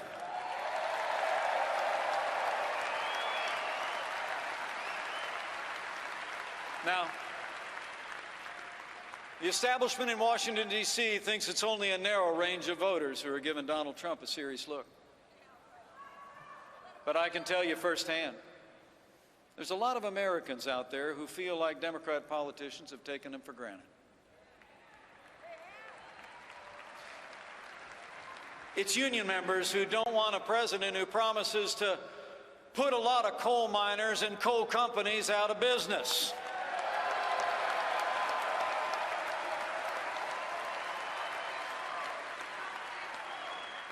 Those miners want an American energy policy, and they know that Donald Trump digs coal.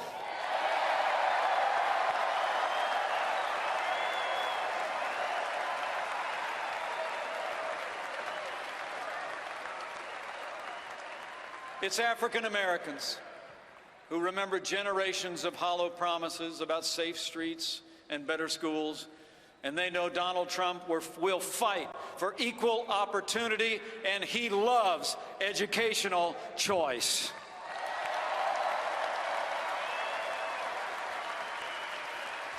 And it's Hispanic Americans who respect the law, want jobs and opportunities for their families, who know that Donald Trump will uphold the law and get this economy moving for every American.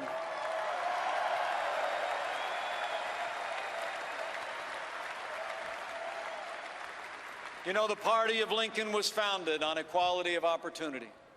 And during these difficult days, it will be our party and our agenda that opens the doors for every American to succeed and prosper in this land.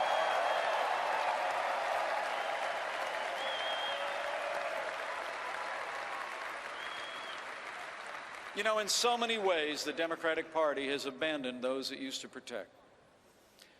Maybe they become too entrenched in power, so comfortable at times that they lose patience with the normal legislative process. It's so much simpler to impose their values by executive order or court action. And make no mistake about it, Hillary Clinton has some big ideas along those lines, too.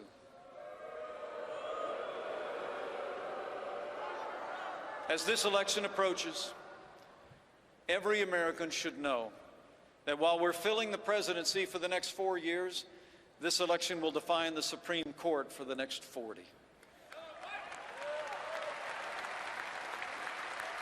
We all better think very carefully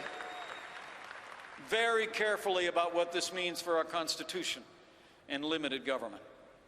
Elect Hillary Clinton, and you better get used to being subject to unelected judges using unaccountable power to take unconstitutional actions.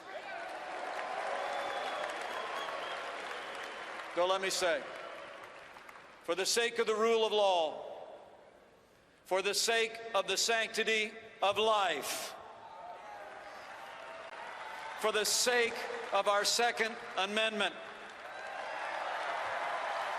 and for the sake of all our other God-given liberties, we must ensure that the next president appointing justices to the Supreme Court is Donald Trump.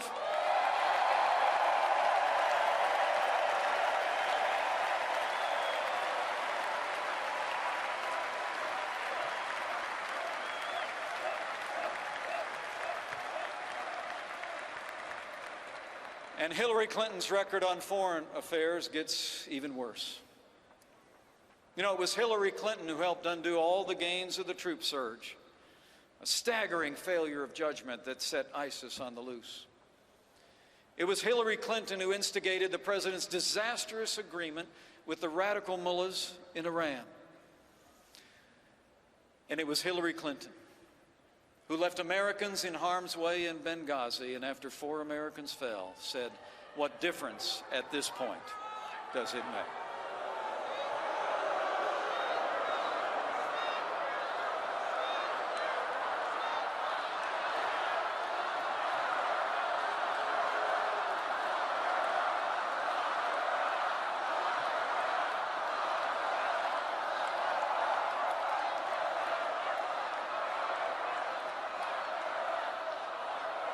As the proud father of a United States Marine, let me say from my heart, anyone who said that, anyone who did that, should be disqualified from ever serving as Commander-in-Chief of the Armed Forces of the United States of America.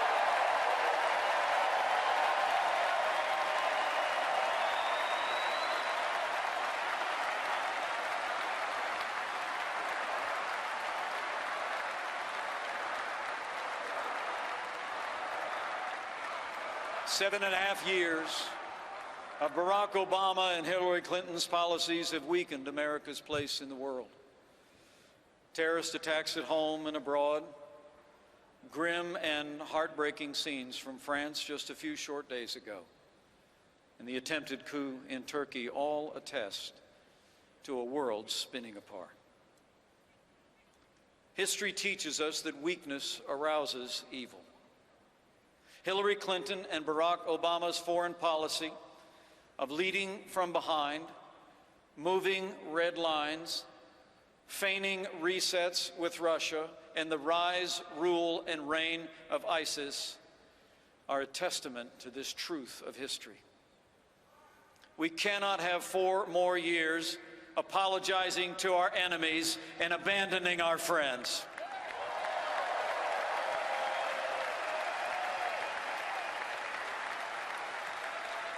America needs to be strong for the world to be safe, and on the world stage, Donald Trump will lead from strength.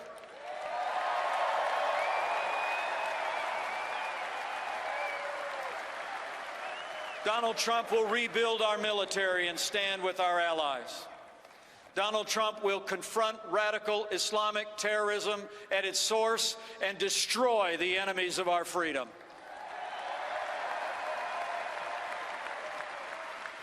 And if the world knows nothing else, it will know this: America stands with Israel.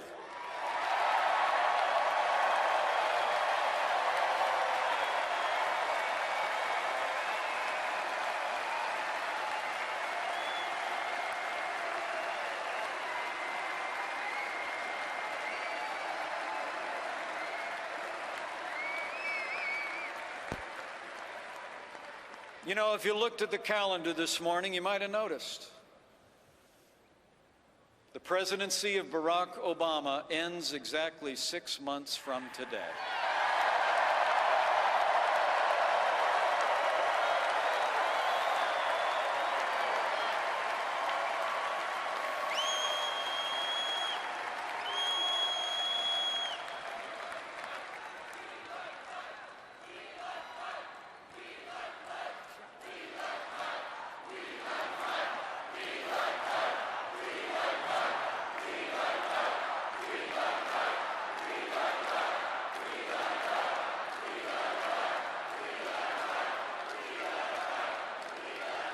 And this much is certain. This much is certain of the Obama years. They're not ending well. There seems to be so many things that divide us, so few great purposes that unite us as they once did. And it's at moments like this, moments when politics fail, that I believe we do well to remember that what unites us far exceeds anything that sets us apart in America.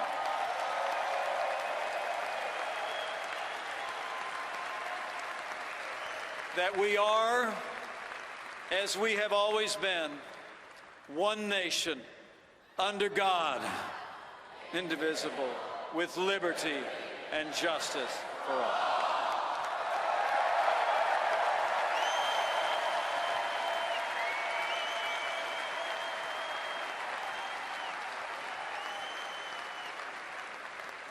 Should I have the awesome privilege to serve as your vice president, I promise to keep faith with that conviction, to pray daily for a wise and discerning heart for who is able to govern this great people of yours without it. My fellow Americans, I believe we have come to another rendezvous with destiny. And I have faith. Faith in the boundless capacity of the American people, and faith that God can still heal our land.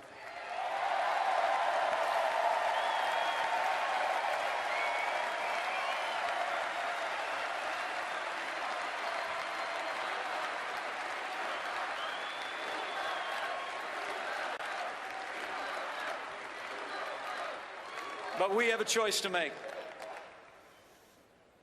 This is another time for choosing. If you want a president who will protect this nation, confront radical Islamic terrorism, and rid the world of ISIS, if you want a president who will restore law and order to this country and give law enforcement the support and resources they deserve, if you want a president who will cut taxes, grow our economy, and squeeze every nickel out of the federal bureaucracy, if you want a president who will build strong borders and enforce our laws, and if you want a president who will upend the status quo in Washington, D.C., and appoint justices to the Supreme Court who will uphold the Constitution, we have but one choice, and that man is ready. This team is ready. Our party is ready. And when we elect Donald Trump, the 45th President of the United States, together, we will make America great again.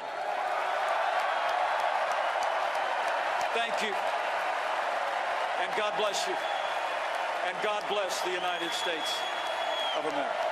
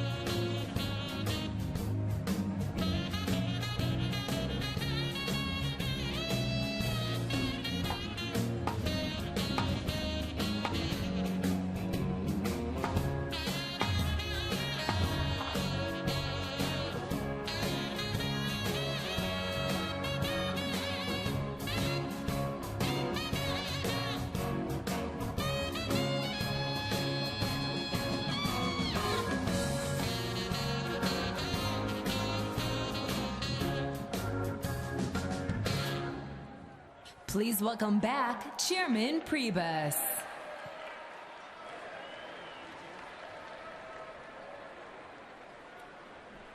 Ladies and gentlemen, delegates and alternates, please welcome from the Greek Orthodox Archdiocese of America, His Eminence Archbishop Demetrios.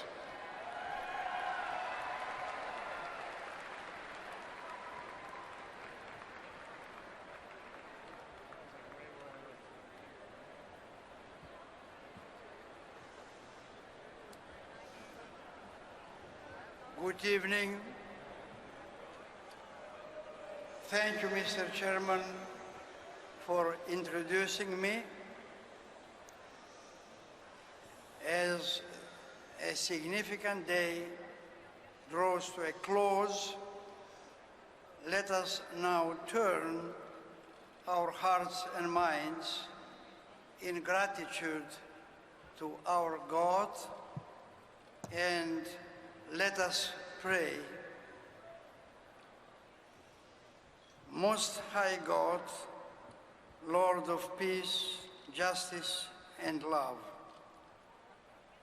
we magnify your glorious name for all the blessings that you have bestowed upon our nation, blessings of land and sea, of health and prosperity, of law and of values, of faith and freedom. Bless us also, Lord, with a precious gift of unity. Unity in our political processes, in our judicial system, in our neighborhoods and cities, and in our whole nation. As the Holy Bible says, a house divided cannot stand. Open therefore the hearts and minds of all our people, so that with oneness of purpose in spirit and in heart, our United States of America would serve you, O God, faithfully and fervently. To this unity, Heavenly Father, add the supreme blessing of peace, peace within our borders, and peace around the world. Grant to us and to all people the wisdom from above, patience and trust in your goodness, so that we might learn to live according to your will in harmony and forbearance, so that we might learn to love the people as you, God, loves us. Furthermore, Almighty God, send down your guiding hand upon these your servants, the delegates of the Republican National Convention, and their nominees for the superb and awesome office of the President and Vice President of the United States, Donald Trump and Mike Pence, and lead them unto wisdom and discernment, so that they may perform your holy will in all cases and under all circumstances, and may always be agents of unity, peace, justice, and love, both in our country and across the world. We ask all of them, for you are our Creator and Savior, and in you we offer glory, honor, and worship, now and forever, and in the ages of ages. Amen. Thank you. Good night.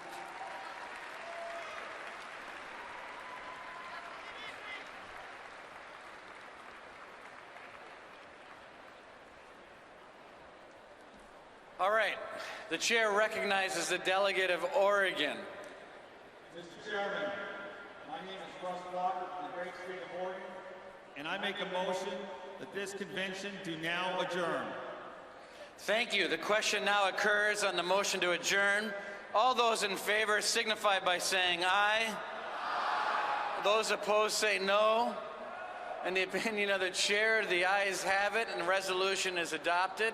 Accordingly, the convention stands adjourned until 7:10 tomorrow. Thank you.